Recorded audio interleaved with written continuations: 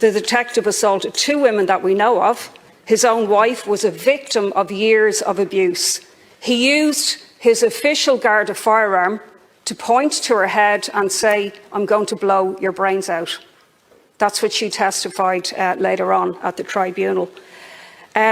Noel McMahon used his firearm against his wife, and he also faked a court safety order against her.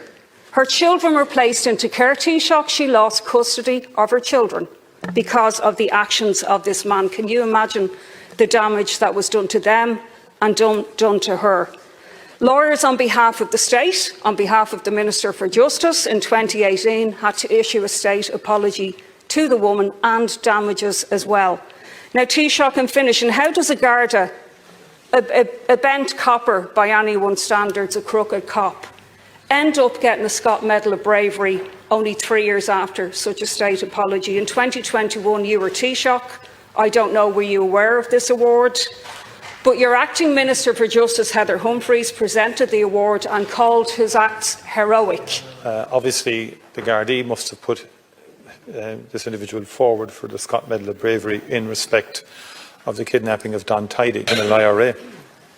And in fact, the murderers were subsequently lauded too by that organisation and by their political supporters, which is doesn't excuse what happened here, but that should also sometimes... Taoiseach, Gardaí who are corrupt, who pervert the course of justice over and over and over again, should not be awarded a Medal of Bravery for one act.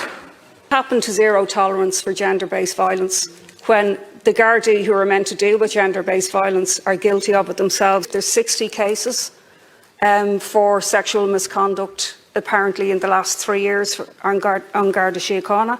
Should not have gotten an award. He should be in jail. Why is he not in jail? Is there no rules applying to Gardaí at all who commit crime? Taoiseach to respond. I'm not justifying what happened, but certainly it's a matter that we will reflect on it, and I'm not in a position to commit to any line of action in response.